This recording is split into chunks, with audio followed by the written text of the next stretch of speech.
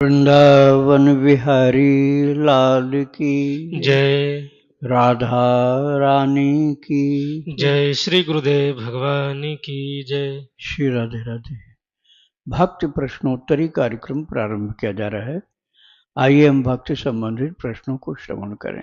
श्री राधे राधे गुरु जी, आपके श्री चरणों में कोटि कोटि दंडवत प्रणाम। गुरु जी, प्रश्न है, महाराज जी, अनाहत और विशुद्धि चक्र के जागृत होने पर क्या होता है? अनाहत चक्र जो होता है हृदय के निकट में होता है, इसलिए उसको हृदय चक्र भी कहा जाता है और अनाहत भी कहा जाता है। अनाहत का तात्पर्य होता है जिसे आहत नहीं किया गया और फिर भी वहाँ संपूर्ण क्रिया, आहत मतलब टच करना, धक्का मारना। तो जैसे हम आवाज निकालते हैं ना, तो जो आवाज निकालने का स्वर यंत्र होता है उसमें वाइब्रेशन क्रिएट करना पड़ता है, तब होता है वैखरी वाणी का।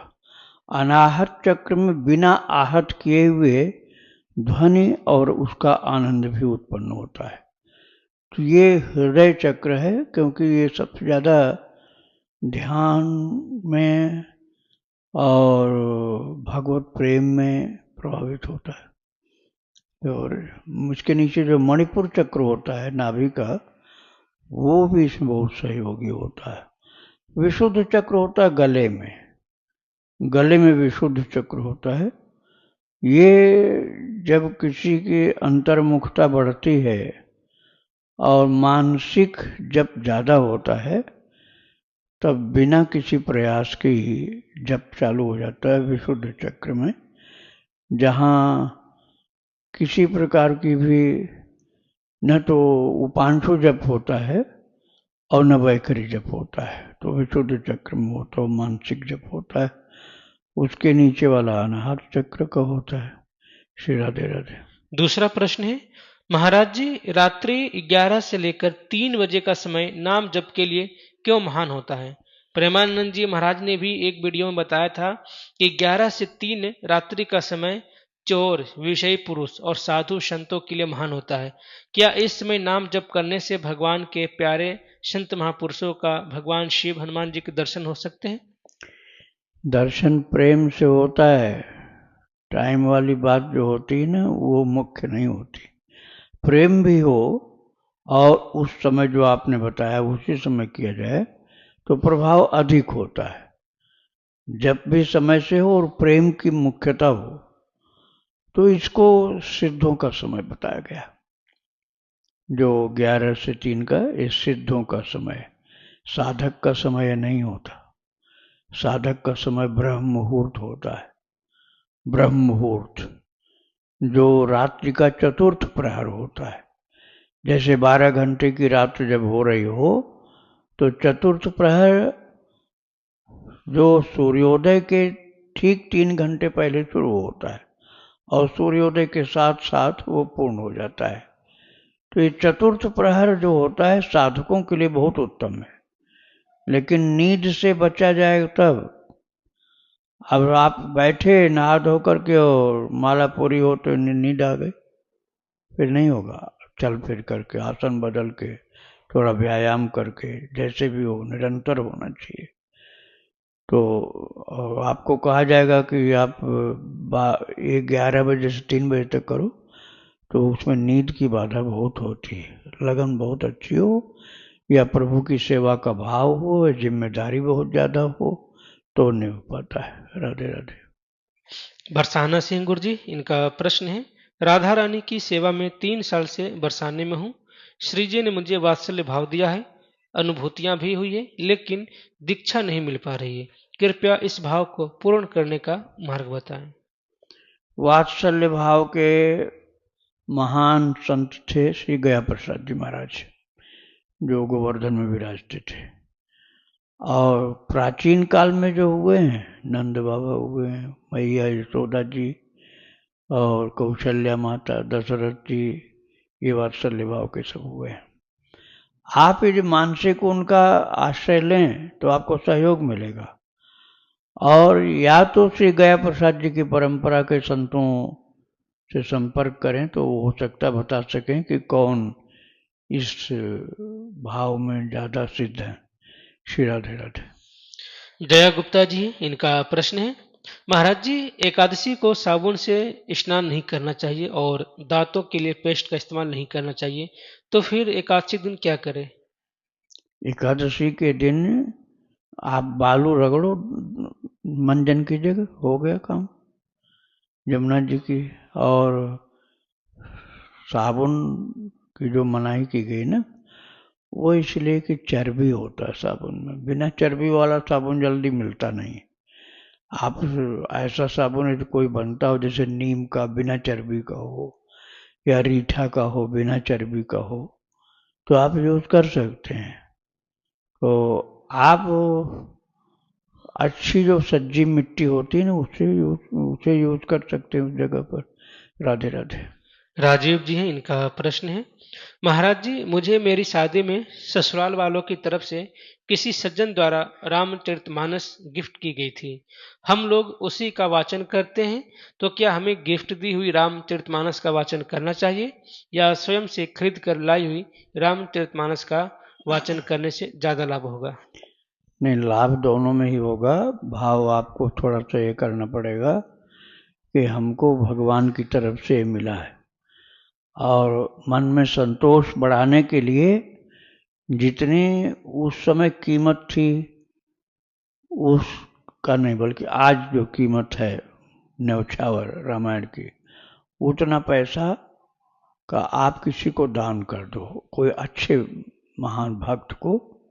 और नहीं कोई महान भक्त आपके खोज में मिल पा रहा है तो गौ माता को चारा खिला दो, तो मन को संतोष हो जाएगा कि फ्री में मैंने नहीं लिया।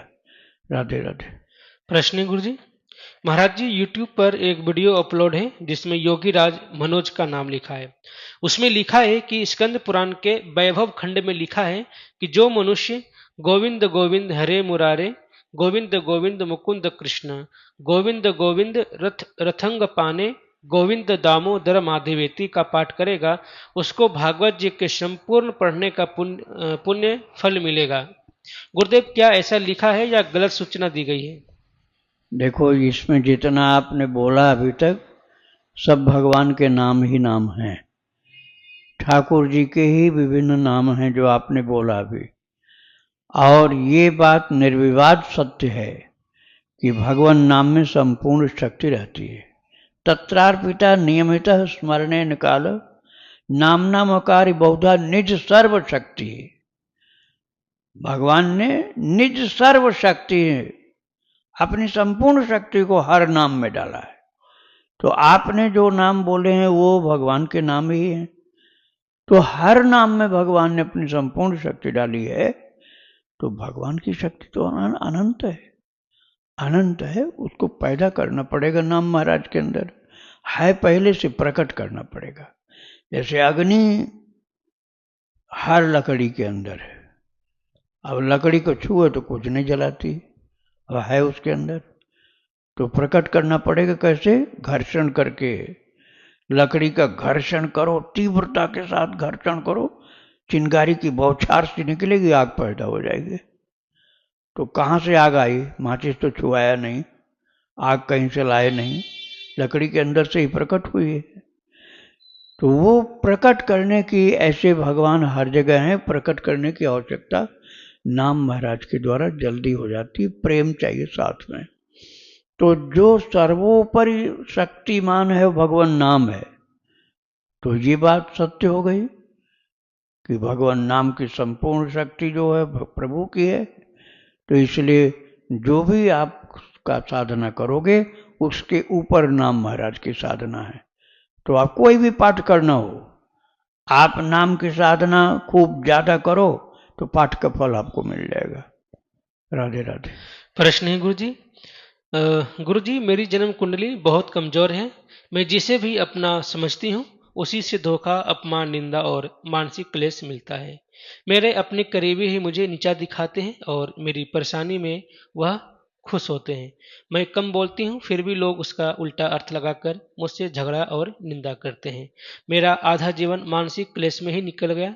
मैं अपने भाग्य या प्रारब्ध को कैसे बदल सकती हूँ? बहुत परेशान हूँ, कृपया मार्गदर्शन करें मेरा।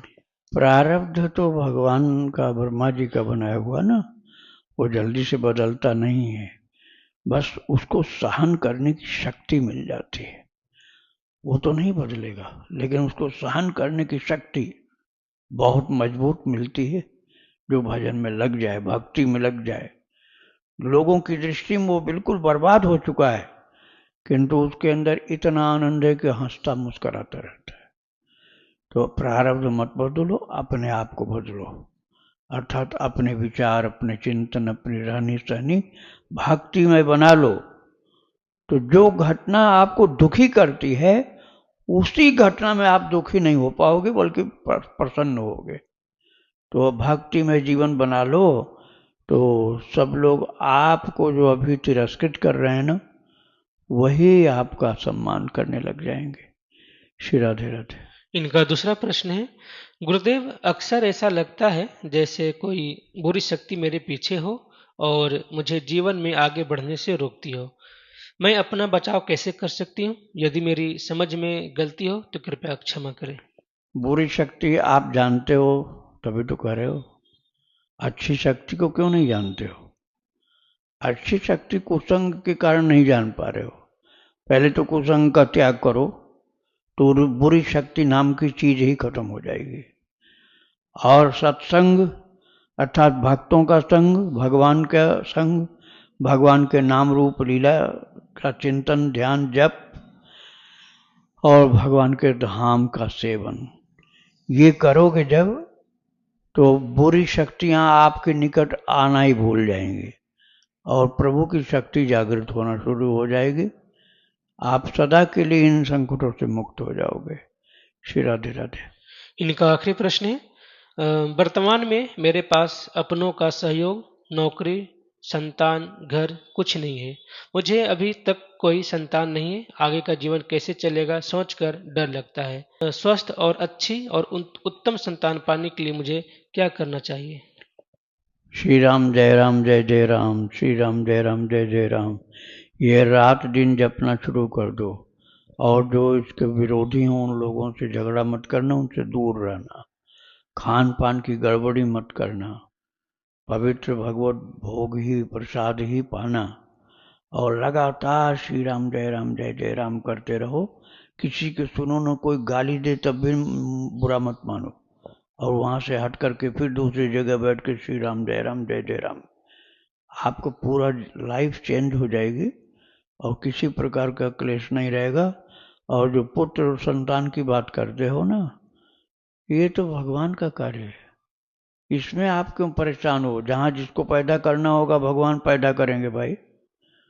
मनुष्य नहीं पैदा कर सकता किसी को। मनुष्य पैदा करेगा, मान लो दिखने को होगा, और थोड़े दिन बाद वो उसकी आशा के विपरीत हो जाएगा, क्या फायदा मिला? दुख ही दुख मिल जाएगा। तो इसलिए संतान की कामना छोड़ो, भगवान की कामना बढ़ाओ। राधे राधे। पुष्पा जी अहमदाबाद से, इनका प्रश्न है, गुरुदेव मैंने कई बार आपसे अपनी जिज्ञासा की है, प्रश्न पूछा है। गुरुदेव मेरा मायका अयोध्या है और मेरे दादा गुरु परम पूजनीय उमापति शास्त्री हैं। गुरुदेव मैंने सोचा था कि मैं 2 बार जरूर अयोध्या जाया करूंगी, एक बार विवाह हो तो चैत्र नवमी को। पर गुरुदेव मेरी समस्या यह हो गई है कि मेरे पैर का दोनों घुटना घिस गया है और डॉक्टर ने ऑपरेशन कहा है। अभी से 22 तारीख को ऑपरेशन करना है। गुरुदेव मेरा मन बहुत चिंतित है। एक तो गुरुदेव सब लोग कहते हैं कि सबका सक्सेस नहीं होता है, और दूसरे गुरुदेव वेस्टर्न शीट जो आती है बाथरूम की, वही यूज करना पड़ता है, नीचे जमीन में नहीं बैठ सकते। तो हम कितनी बार स्नान करेंगे गुरुदेव? यह सब सोच कर मेरा मन बहुत विचलित हो रहा है। गुरुदेव कृपया आप अपनी सलाह दीजिए, जो आप कहेंगे मैं वैसा ही निर्णय लूंगी। घर वाले चाह कुछ भी कहें करना देखो, पड़ेगा। जब शरीर बिल्कुल ही चलने लायक नहीं रहेगा तो ऑपरेशन कराना ही अच्छा है। अब शरीर जब बिल्कुल नहीं चलता है किसी का, तो अपाहिज होकर जमीन पर पड़ जाएगा, पैरासाइट हो जाओगे, परजीवी, दूसरों के भरोसे रहने वाला। तो फिर क्या करोगे? रोते रहोगे कि उठाओ दो हमको, बैठा दो हमको। इससे अच्छा ऑपरेशन करा लो, देखो, शरीर तो सभी का अपवित्र हो जाता समय आने पर। जैसे जैसे बुढ़ापा आएगा, बीमारियां आएंगी, वैसे शरीर अपवित्र होता है। कितने नहाओ धो तुम, अपवित्रता कहीं ना कहीं थोड़ी मोड़ी बनी रहेगी। तो इससे अच्छा यह है कि दूसरों के आश्रित मत हो, अपने स्वयं ही चल फिर सको। इसके लिए ऑपरेशन करा लो, अच्छी जगह अच्छे डॉक्टर से कराना। और नहीं करा सकते हो तो जो इसके लिए सहायक उपकरण आते हैं, जैसे नी सपोर्टर आता है या बैसाखी आती, ये सब लेना पड़ जाएगा आपको। बैसाखी लेनी पड़ेगी, उससे ही चलोगे फिर। और फिर वही बात आएगी, आप शौच के लिए नीचे तो बैठ नहीं पाओगे।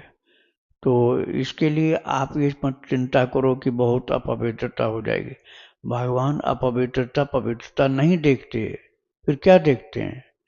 निर्मल मन जन सो मोहि पावा, मोहि कपट छल छिद्र न भावा।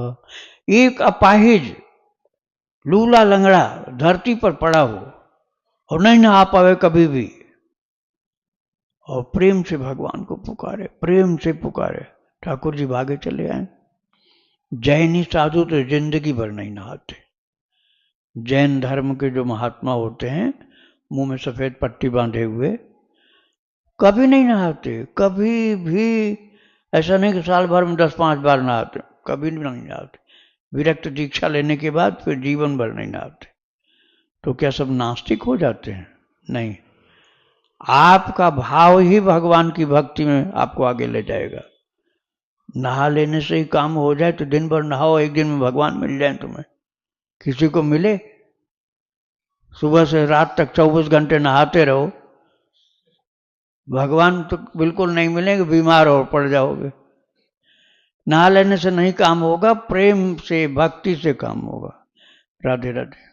इनका दूसरा प्रश्न है, गुरुदेव पैरों में पीड़ा इतनी होती है कि मैं थोड़ी दूर भी नहीं चल पा रही हूँ, इसलिए सोचा था कि ऑपरेशन हो जाएगा तो अयोध्या जी जाना और कामदगिरी के परिक्रमा कर पाऊंगी, इसलिए तैयार हुई थी। अब तो अधिकतर सक्सेस हो जाता है ऑपरेशन। जो नी रिप्लेसमेंट जो होता है ना घुटने का, ये स्टील का आता है और इसको आप थोड़ा पैसा जरूर खर्च होता है, किसी अच्छे स्पेशलिस्ट के पास जाके कराओ। कुछ दिन के बाद एकदम आराम मिल, दर्द तो खत्म हो जाएगा। दर्द ऑपरेशन का 2-4 दिन होगा, फिर उसके बाद धीरे धीरे 10-5 दिन के बाद दर्द खत्म, चलना फिरना बढ़िया चालू। पहले वॉकर से चलोगे, एक स्टिक लेना पड़ेगा, फिर स्टिक भी नहीं लेने होगा, और बहुत सारी समस्याएं सुलझ जाएंगी। आप भयभीत मत हो, शरीर को चलाने के लिए ये सब करना पड़ता है। भजन खूब होता रहे, ये टारगेट है। अब भजन खूब ज़्यादा करने के लिए शरीर की चिंता तो छोड़नी पड़ेगी, और ये तभी छूटेगी जब आप बीमारी का पूरा निवारण कराओ, ऑपरेशन करा लो। यदि कोई अच्छी दवाई मिलती है तो नहीं कराओ, लेकिन जब कोई दवाई नहीं काम करे तो फिर कराना ही पड़ेगा। राधे राधे। एस एन विश्वकर्मा जी जबलपुर से, इनका प्रश्न है, श्री राम जय राम विजय मंत्र में कितने नाम माने माने जाते हैं? इसको नाम नहीं गिना जाता, इसको मंत्र कहा जाता है। नाम जिसमें नाम ही नाम हो उसमें, देखिए अब 13 अक्षर का मानते हैं। अब इसमें जय जय, इसको आप नाम तो मानोगे नहीं, जय तो नाम नहीं मानोगे ना। श्री मान लोगे, राधा रानी का नाम, राम श्री राम। अब जय को आप नाम तो मानोगे नहीं, जय राम, जय जय राम। अब वैसे तो 4 ही नाम हुआ, लेकिन इसमें नाम की गिनती नहीं की जाएगी, मंत्र की गिनती की जाती है। श्री राधे राधे।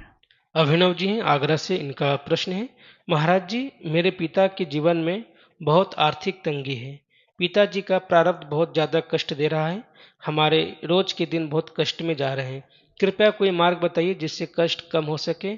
हम नाम जप और रात को श्री राधा कीर्तन भी करते हैं।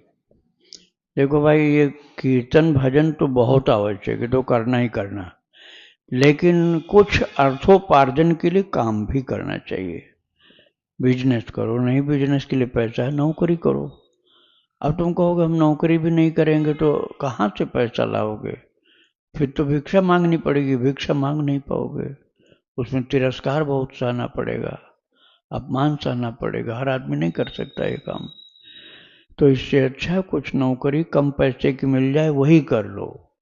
ज़्यादा पैसे की नौकरी तो बहुत ज़्यादा क्वालिफाइड होना चाहिए, बहुत ज़्यादा उसके पास हुनर हो, डिग्रियां हो, तब भी बहुत दौड़ धूप करनी पड़ती है। थोड़ा कम पैसे की नौकरी कर लो, तुम्हारा प्रारब्ध होगा तो कम पैसे की नौकरी से ही आगे बढ़ते जाओगे। और घर बैठे रहोगे तो बिन प्रयास के पैसा कहाँ से मिलेगा। राधे राधे। जम्मू से गुरु जी, इनका प्रश्न है, गुरुदेव मैं रामानंद संप्रदाय से दीक्षित हूँ। मैं राम मंत्र राज्य का ही जप करता हूँ, चलते फिरते हर जगह मुझे उसका अभ्यास हो गया है। मैं गाड़ी चलाते वक्त भी गुरु मंत्र ही जपता हूँ। क्या यह ठीक है या फिर किसी साधारण नाम जाप करना चाहिए, जैसे श्री राम या श्री कृष्ण? कभी कभी बाथरूम में भी जाना पड़ता है, पर मुझे गुरु मंत्र जपने में बड़ा मजा आता है। गुरु मंत्र को जपो आप, किंतु मानसिक जपो। जूता चप्पल पहने रहोगे, बाथरूम जाओगे, हाथ पैर धोओगे नहीं, तो ये दोष लगता है। इसलिए मानसिक जप करो तो कोई दोष नहीं लगेगा। राधे राधे। सी पूजन सिंह जी गुरु जी लखनऊ से, इनका प्रश्न है, मेरी पत्नी विमला सिंह 16 नाम वाले महामंत्र हरे राम हरे कृष्ण का लेखन कर रही है और आपसे दीक्षा लेना चाहती है, तो उसे कितने मंत्रों का लेखन करना पड़ेगा? ये नाम की गणना इसमें हो जाएगी। एक बार मंत्र जो बोलते हैं ना, महामंत्र हरे राम राम राम हरे हरे, हरे कृष्ण कृष्ण कृष्ण हरे हरे, इसमें 16 नाम हो गया। अब आपको 64 माला जप करो तो 1 लाख हो जाता है। तो आपको लेखन करना है ना, तो आप एक लंबी सी लाइन में पूरी, एक लाइन में पूरा 16 नाम लिखो। अब जैसे आपके 100 लाइन का आपका पेपर है, तो 1600 नाम हो गया एक पेज में। इसी तरह से कैलकुलेट कर लेना आप। यदि दीक्षा लेनी है तो आपको 2 लाख नाम लिखना होगा। युगल नाम हो तो 1 लाख लिखना होता है। रोजाना भक्त चरितावली सुनो, और गंदी चीजें बिल्कुल नहीं खाना है, वर्जित है, पूरा अच्छी तरह से वर्जित है। कुसंग और नशेबाजों नास्तिकों से बच करके रहना चाहिए। राधे राधे। इनका दूसरा प्रश्न है, महाराज जी मैंने आपसे एक बार पूछा था कि मैं लगभग 2003 में ऋषिकेश में परम पूज्य स्वामी श्री राम सुखदास जी महाराज से पूछा था कि मैं राम राम जपू या हरे कृष्ण नाम, तो उन्होंने कुछ कहा। उनका गला खराब था जिससे कि मैं कुछ समझ नहीं पाया। तो उनके सेवक ने कहा कि महाराज जी कह रहे हैं कि आप हरे राम हरे कृष्ण 16 नाम वाला महामंत्र का जप करो। तो मैंने 3-4 साल उसे जपा, फिर छोड़ दिया।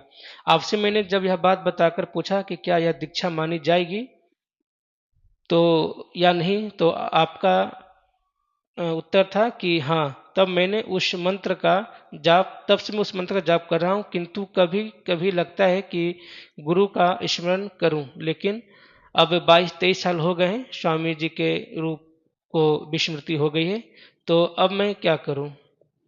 उनकी फोटो तो मिलती नहीं, राम सुखदास जी की फोटो नहीं मिलती है। आप काल्पनिक जैसा दर्शन आपने किया है, तो मन में कल्पना करके, विचार करके कि ऐसा महाराज जी का रूप है, आप उनका ध्यान कर सकते हो। और आपकी श्रद्धा जो उनके प्रति है, तो उन्होंने जो बताया है वो मंत्र हो गया। अब आप उसको जपते रहिए। हरे राम वाली बताया है तो वही जपिए। बस आप सत्संग, जैसे प्रश्नोत्तरी में आप लगे हुए हैं, ऐसे आप भक्ति आश्रम में जो भक्ति चरितावली आती है उसमें भी लगिए, तो सत्संग के द्वारा पोषित आप होते रहेंगे। श्री राधे राधे। इनका आखिरी प्रश्न है, गुरुदेव मैंने एक घर वृंदावन में भी ले रखा है। मेरा पड़ोसी बहुत लालची है। उसने मेरी दीवार पर अपनी पानी की टंकी की जाली लगा रखी है। मैं उससे हटाने को कह रहा हूँ तो वह लड़ने को तैयार हो रहा है। वृंदावन में आकर मैं लड़ना नहीं चाहता। मैं क्या करूँ? मेरी पत्नी की इच्छा लखनऊ में रहने की है। कृपया मेरा मार्गदर्शन करें कि मैं क्या करूं। पड़ोसी के गलत व्यवहार का गलत व्यवहार के कारण और पत्नी के वृंदावन में ज़्यादा रुचि न होने के कारण धामवास में परेशानी आ रही है। कृपया उचित मार्गदर्शन करें कि मैं क्या करूं जिससे कि धामवास कर सकूं और व्यवधान भी खत्म हो जाए। आप पहले अपनी पत्नी को भक्त बनाओ। अभी तो लखनऊ ज़्यादा अच्छा लग रहा है उनको, वृंदावन जब अच्छा लगेगा तभी तो आने को सोचेंगे। तो उनको भक्तों का चरित्र सुनाओ, खूब ज़्यादा सुनवाओ। अपना छांट करके जो बहुत आपको अच्छा लगे वही सुनाओ, सब नहीं सुनाना। तो उनके मन में जब श्रद्धा होगी तो धाम में आने के बाद आपको थोड़ा उनसे वैमनस्य दूर करने के लिए, जैसे दुश्मनी हो जाती है ना, ऐसा नहीं होना चाहिए। तो आप थोड़ा सा और जगह जैसे सेवा करते हैं संत महात्मा का या बंदरों व जीव जंतुओं गौ माता का, इस तरह से उनको प्रणाम करके उनकी सेवा करो। आप प्रणाम करना शुरू करो उनको, तो पहले तो प्रणाम से ही खुश हो जाएंगे कि देखो भाई, हम तो इनको बुरा मानते थे, ये तो हमको प्रणाम कर रहे हैं। फिर चरण भी छू लो, हाथ जोड़ लो। उसके बाद कुछ भेंट में प्रसाद दे दो भगवान का, बांके बिहारी का प्रसाद ला के कह दो। सबसे पहले तो आपको हम देंगे, क्योंकि पड़ोसी परमात्मा का रूप होता है। उनसे बोलना कि पड़ोसी तो परमात्मा का रूप होता है, तो हमारे लिए तो आप परमात्मा के रूप हैं, इसलिए सबसे पहले प्रसाद आप ही को हम देंगे। तो आप उनका सम्मान करना शुरू कर दो, बस वो आपको सताना बंद कर देंगे। अब मन से आप जब उनको मानोगे ना, तो अब बताओ, वृंदावन में पहले से रह रहे हैं ना, तो वृंदावन वासी आपसे ज़्यादा वही हैं। तो इसलिए उनका आदर करने में कोई घाटा भी नहीं, और आप रहने लग जाओगे, इतना करोगे तब। श्री राधे राधे। दीपा जी हैं अमेरिका से, इनका प्रश्न है कार्तिक में तुलसी जी को एकादशी के दिन जल अर्पित करना और भोग लगाना चाहिए या नहीं, और द्वादशी रविवार को बिना स्पर्श किए पूजा कैसे करें। स्पर्श करना नहीं है, बस केवल प्रणाम करना आपको। जो तुलसी की पत्ती पहले से आपके पास रखी वही स्पर्श करो, पौधे को नहीं स्पर्श करना है। आरती दूर से करने में कोई दोष नहीं, स्पर्श ही वर्जित होता है। श्री राधे राधे। गुरुदेव भगवान के चरणों में प्रणाम। गुरुदेव भगवान, मैं ये पूछना चाहती हूँ कि जैसे ठाकुर जी की हम सेवा करते हैं, या मान लो जैसे कि अष्टयाम सेवा करते हैं दिन भर सुबह से लेकर रात तक, और जैसे जप करते हैं, तो सेवा में ज़्यादा समय दें या जप में, मतलब क्या ज़्यादा वो रहता है, थोड़ा हाँ बताने की बेटा, कृपा करें। जप तो निरंतर करना है। जैसे आप बोल बोल के हमेशा नहीं कर सकते हो, तो मानसिक धीमे धीमे आवाज में या हल्की आवाज में या बिल्कुल बिना आवाज के जप तो निरंतर करना। अब अष्टयाम सेवा का मतलब होता 8 प्रहर की सेवा, या मतलब प्रहर, एक प्रहर में होता 3 घंटा, तो अष्टयाम का मतलब 24 घंटा। 24 घंटे भगवान क्या क्या किस समय कैसे कैसे करते हैं। अब उसमें आपका पहले तो भाव आपको निश्चित करना पड़ेगा कि आपका वात्सल्य हाँ, भाव, वात्सल्य भाव है। वात्सल्य भाव है ना। तो बच्चे के साथ जैसे करते हैं, माँ जैसे बच्चे, छोटे बच्चे के साथ करती है, उनको शुरू से सुबह से चालू करो।